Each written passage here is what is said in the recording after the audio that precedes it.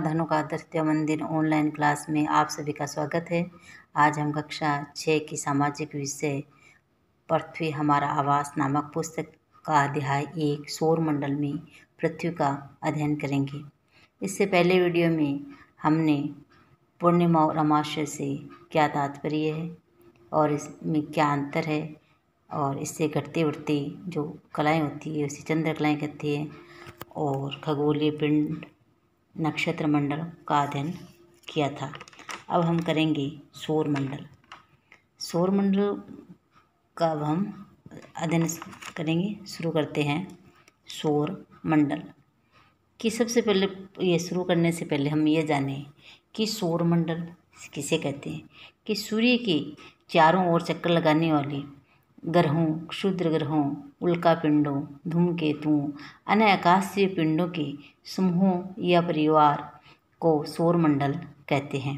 दोबारा देखें कि सूर्य के चारों ओर चक्कर लगाने वाले ग्रहों, क्षुद्र ग्रहों, उल्का पिंडों, धूमकेतुओं, अन्य आकाशीय पिंडों के समूहों या परिवार को सौर मंडल कहते हैं।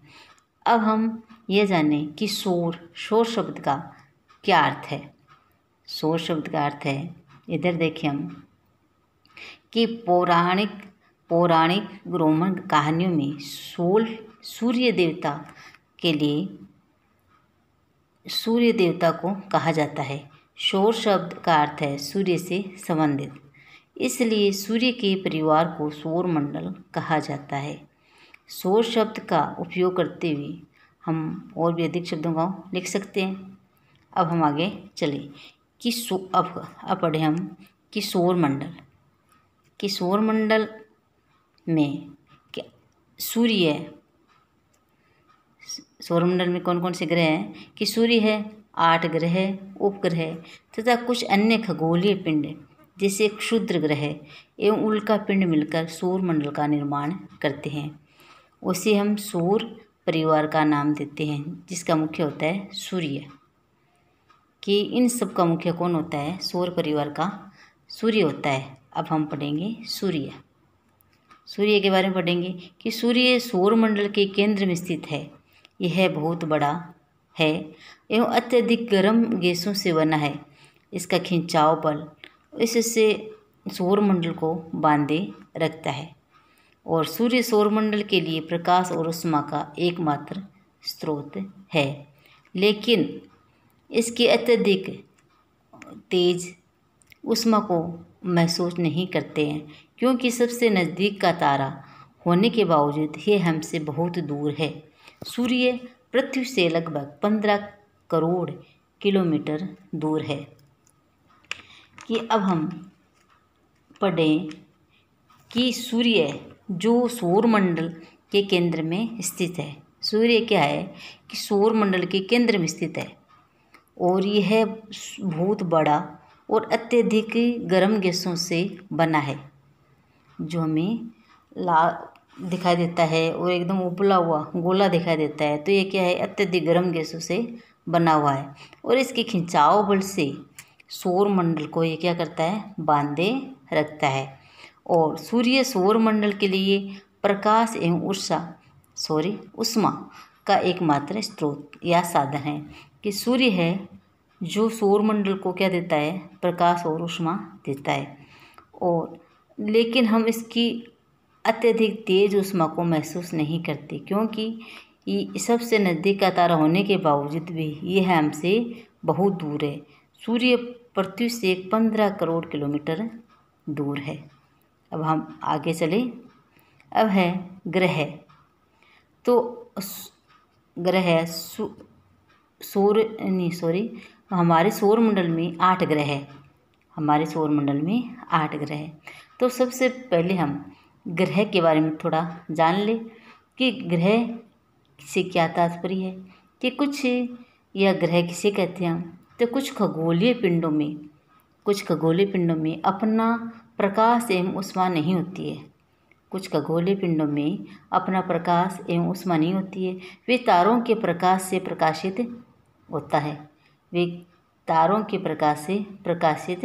होता है और ऐसे पिंड ग्रह कहलाते हैं। कौन से पिंड ग्रह कहलाते हैं? कि कुछ खगोलीय पिंडों में अपना प्रकाश एवं ऊष्मा नहीं होती है और वे तारों के प्रकाश से प्रकाशित होते हैं और ऐसे पिंड ग्रह कहलाते हैं। ग्रहों के पास अपनी प्रकाश और ऊष्मा नहीं होती है। हमारे सौरमंडल में 8 ग्रह हैं। हमारे सौरमंडल में 8 ग्रह है। नंबर 1 ये सूर्य, नंबर 1 है बुध और दूसरा है शुक्र, पृथ्वी, मंगल, बृहस्पति, शनि, यूरेनस तथा नेपच्यून। ये ग्रह सूर्य से दूरी के अनुसार स्थित है। और अब ग्रह जिसे अंग्रेजी में प्लेनेट कहते हैं। ग्रह को अंग्रेजी में क्या कहते हैं? प्लेनेट। और यह प्लेनेटाई शब्द से बना है कि ग्रह शब्द ग्रह शब्द को ग्रीक भाषा के प्लेनेटाई शब्द से बना है। ग्रह शब्द क्या है कि ग्रीक भाषा के प्लेनेटाई शब्द से बना है, जिसका अर्थ होता है परिभ्रमक, अर्थात चारों ओर घूमने वाला। दोबारा देखिए कि ग्रह जिसे अंग्रेजी में प्लेनेट कहते हैं और ये ग्रीक भाषा के प्लेनेटाई शब्द से बना है, जिसका अर्थ होता है परिभ्रमक, अर्थात चारों ओर घूमने वाला। अब हम आगे देखें कि सौरमंडल में 8 क्या है? सौरमंडल में 8 ग्रह हैं जो एक निश्चित पथ पर सूर्य का चक्कर लगाते हैं। सौरमंडल के सभी 8 ग्रह एक निश्चित पथ पर सूर्य का चक्कर लगाते हैं। ये रास्ते दीर्घवृत्ताकार में फैले हुए हैं। ये कक्षा कहलाते हैं कि बुध सूर्य के सबसे नज़दीक है। बुध ग्रह है जो सूर्य के सबसे नज़दीक है और अपनी कक्षा में सूर्य के चारों ओर एक चक्कर लगाने में इसे केवल 88 दिन लगते हैं। शुक्र को पृथ्वी का जुड़वा ग्रह माना जाता है क्योंकि इसका आकार और एवं आकृति लगभग पृथ्वी के समान ही है। कि इसके आकार और आकृति पृथ्वी के समान ही है। अब हम यह कहेंगे कि जो 8 ग्रह है एक निश्चित पथ पर सूर्य का चक्कर लगाते हैं और ये रास्ते दीर्घवृत्ताकार में फैले हुए हैं। ये क्या कहलाते हैं? कक्षा कहलाते हैं। जो रास्ते दीर्घवृत्ताकार में फैले हुए हैं वे कक्षा कहलाते हैं। और पिछले वीडियो में मैंने उनके जो दीर्घवृत्ताकार में फैले हुए इसका मैंने चित्र भी दिखाया था और उसमें ग्रह क्रम से ग्रह बने हुए हैं। जैसे सबसे पहले बुध, उसके बाद बुध के बाद में है शुक्र के बाद में ऐसे सारे ग्रह इसमें नंबर जैसे इसमें है ऐसे नंबर से बने हुए थे कि सबसे पहले बुध, फिर शुक्र, पृथ्वी, मंगल, बृहस्पति, शनि, यूरेनस और तथा नेपच्यून आदि सभी ग्रह उसमें बने हुए थे, शामिल थे। अब हम आगे चले कि अभी तक प्लूटो भी एक ग्रह माना जाता था, परंतु अंतर्राष्ट्रीय खगोलीय संगठन ने अपनी बैठक अगस्त 2006 में यह निर्णय लिया कि कुछ समय पहले खोजी गई अन्य खगोलीय पिंड तथा प्लूटो बोनी ग्रह कहे जा सकते हैं। कि सब 2006 में एक बैठक हुई, खगोलीय संगठन में एक बैठक रखी। उसमें क्या यह निर्णय लिया कि जो कुछ समय पहले जो खगोलीय पिंड खोजे गए थे उनको बोनी ग्रह कहे जा सकते हैं। अब हम आगे चलें। अगला टॉपिक है हमारा पृथ्वी है जो सूर्य से दूरी के हिसाब से पृथ्वी तीसरा ग्रह है। दूरी के हिसाब से पृथ्वी क्या है? तीसरा ग्रह है। और पृथ्वी अपना संपूर्ण प्रकाश एवं ऊष्मा सूर्य से प्राप्त करती है। कि पृथ्वी है जो अपना संपूर्ण प्रकाश है और ऊष्मा है वो सूर्य से प्राप्त करती है। और सूर्य पृथ्वी के सबसे नज़दीक का तारा है और नज़दीक का तारा होने के कारण ये आकार में ये है 5वां सबसे बड़ा ग्रह है कि सूर्य से दूरी के हिसाब से पृथ्वी तीसरा ग्रह है और आकार में ये 5वां सबसे बड़ा ग्रह है। यह ध्रुवों के पास थोड़ी चपटी है। यही कारण है कि इसके आकार को भू आब कहा जाता है। भू आब का अर्थ है पृथ्वी के समान आकार। जीवन के लिए अनुकूल परिस्थितियाँ संभवतः केवल पृथ्वी पर ही पाई जाती है। पृथ्वी न तो अधिक गर्म है और न ही अधिक ठंडी। यहाँ पानी एवं वायु उपस्थित है जो हमारे जीवन के लिए आवश्यक है। वायु में जीवन के लिए आवश्यक गैसें जैसे ऑक्सीजन मौजूद है।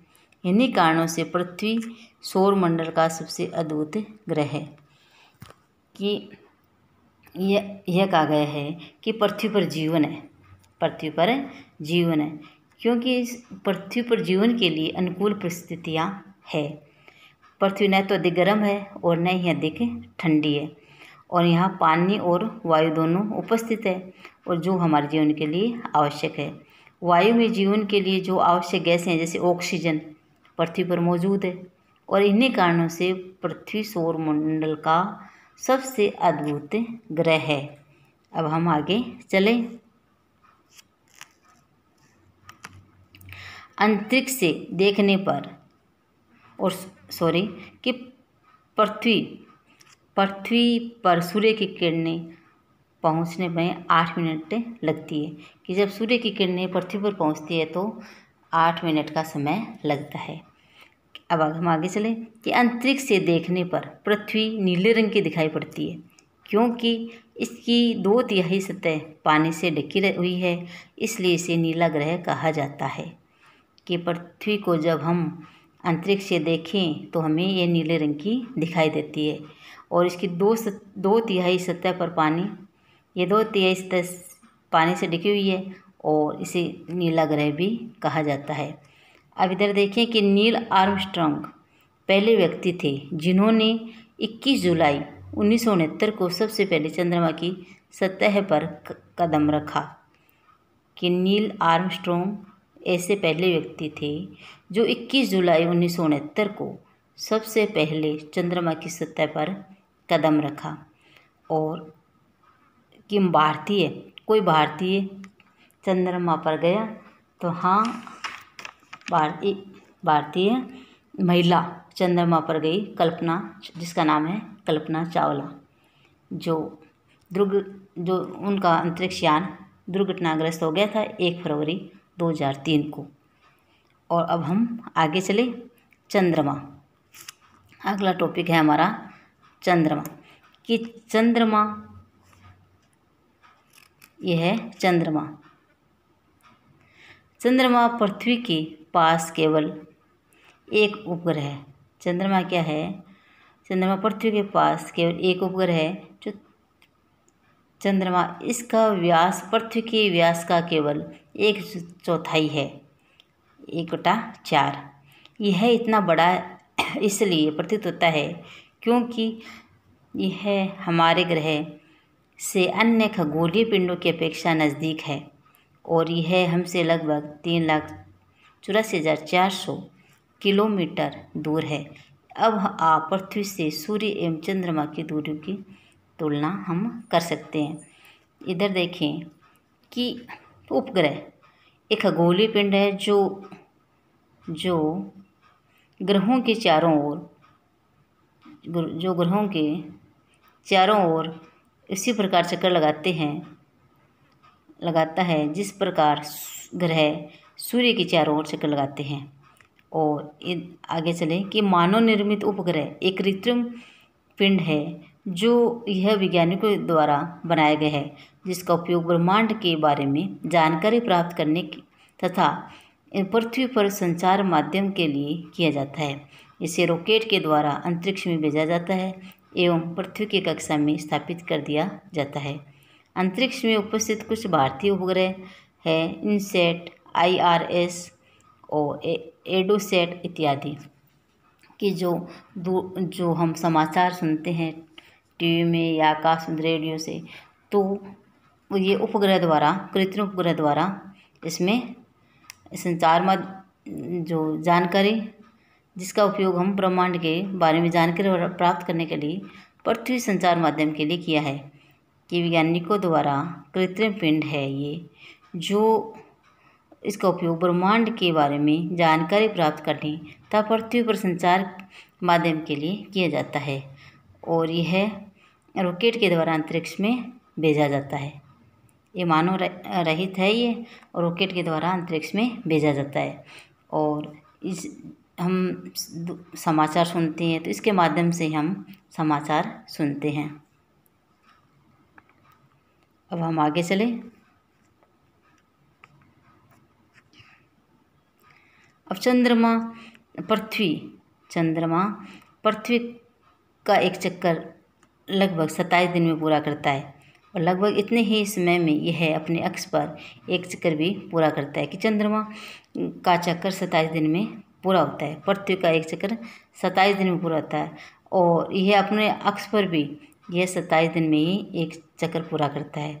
और इसके परिणाम स्वरूप पृथ्वी से हमें चंद्रमा का केवल एक ही भाग दिखाई पड़ता है, और चंद्रमा की परिस्थितियाँ जीवन के लिए अनुकूल नहीं है, और इसकी सतह पर पर्वत, मैदान एवं गड्ढे हैं, जो चंद्रमा की सतह पर छाया बनाते हैं। पूर्णिमा के दिन चंद्रमा पर इनकी छाया को देखा जा सकता है, और पृथ्वी की जो परिस्थितियाँ हैं वो जीवन के लिए अनुकूल है, और चंद्रमा की परिस्थितियाँ जीवन के लिए अनुकूल नहीं है। आज हम इतना ही करेंगे, अगले वीडियो में आगे का भाग करेंगे। धन्यवाद।